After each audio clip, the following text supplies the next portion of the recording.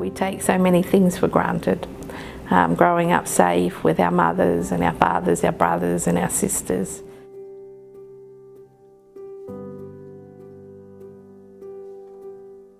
And many of our people did not have that.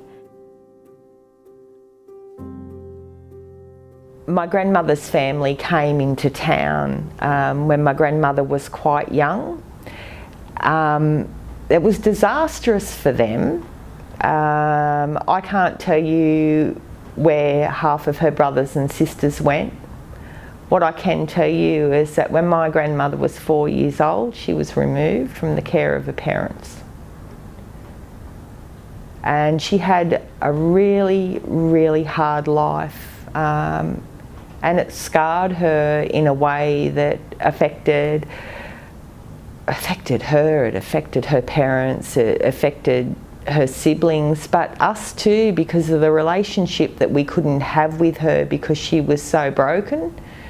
For me, it was about my mum being removed. It was about me being removed. So essentially 2 generations removed. They didn't even tell me that I was Aboriginal until I was 13. So they knew I went into the system as an identified Aboriginal child. It's all through my paperwork, it's all through my docs files. My foster parents knew that I was an Aboriginal child, but I wasn't told that I was Aboriginal until I was sat down in a doc's office when I was that age and said, oh, by the way, you're Aboriginal and you've got a mum who's Aboriginal and you've got all these siblings and we'll see you next week. Well, it's very sad because, you know, I look at uncles and aunties and cousins that were taken away. You know, it was sad to even see them, you know, cry and show their emotions because there's a lot of things in their life that they've missed. You know, they missed their families, they was taken away from their families, their mums and dads and their brothers and sisters when they were small.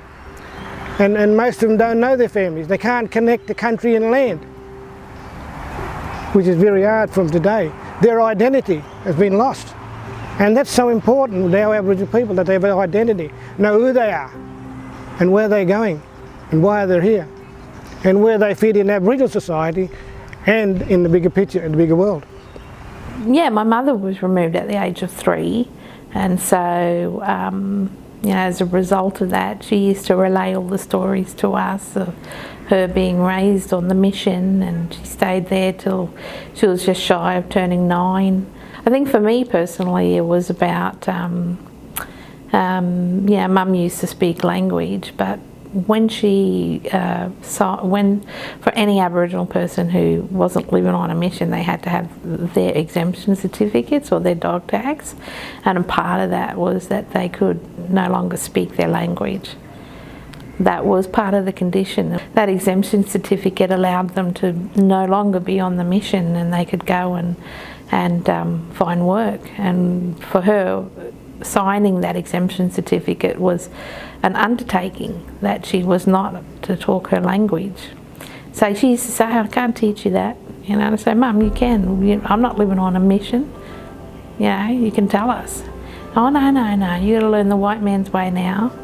You know, that was something that was a big loss for me personally, because that was the undertaking that she took, to not talk language. We apologise for the laws and policies of successive parliaments and governments that have inflicted profound grief, suffering and loss on these our fellow Australians. The thing that moved me the most would watch the women and the men that were present for the apology, the emotion, and that relief, that sense of relief. I was actually at a school watching with some school students. So these, you know, your 5, 6 kids, they listen and they really well engaged in what Kevin Rudd was saying. It was very personal for me, and I just wanted to be by myself because I knew that it was going to touch, you know, it was going to touch parts of trauma that sits inside me, so yeah. During the apology, both myself and another friend of mine that was also working for DOCS, we went outside in the car park, and that was where we just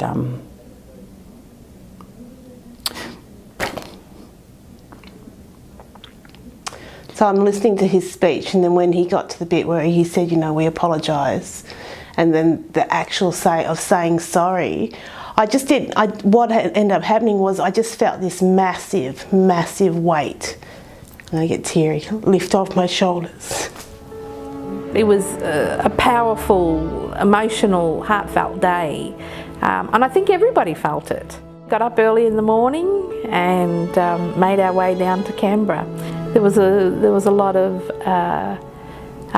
head nodding and an occasional arm around the shoulder. There was gentle touches of just, we're all here for the same thing. It was really powerful. It was awesome. Yeah, I'll always remember that day. Absolutely, for me.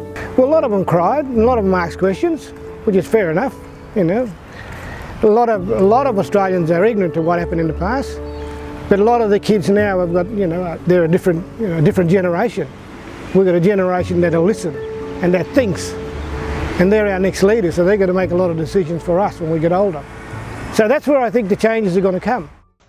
A new page in Australia's history by righting the wrongs of the past and so moving forward with confidence to the future. If we have a deeper understanding and experience of an acknowledgement that people are impacted intergenerationally by the good and the bad, and that forms part of their identity as much as my family forms part of my identity. So do those that went before, the people that we're working with. Culture cannot be separated. It can't be treated as a separate thing from emotional well-being. They actually go hand in hand, you know, and you can't have one without the other. 10 years down the track, it's been a slow journey, I feel. We have a long way to go. We do things differently than you know, non-Aboriginal people. We have our own ways, have our own laws, you know, that sort of thing. And that's been passed down from generation to generation. So if our Aboriginal children aren't with their Aboriginal families, it's lost, you know, and it's lost forever. If I can make a difference in one family's life or one child's life, then my job's done. I can share a wealth of experience and first-hand knowledge, you know, with caseworkers, with birth parents, you know, kids, and offer a different perspective, you know. Well, statistically, we all are aware of the stats. If anything, Aboriginal children, the removal rate has increased since, the apology. So we're not travelling too well on looking at better ways of working with Aboriginal families and communities so that they can stay within family, extended family, kin and community.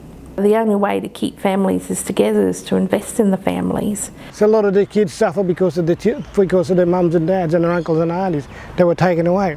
So a lot of them that were taken away didn't get the opportunity or haven't really been educated how to rear their children up. So they missed that family environment of teaching and how to raise children, how to raise a family. So a lot of them came back and they didn't know how to do that, and that's why a lot of the children then started to suffer. There was over 500 different nations in Australia, spoke over 250 different languages. So in our identity, in our blood run right back thousands and thousands of years. So we've got to know who we are, where we come from, how our people survived for so many years, right? How we survived and why are we here.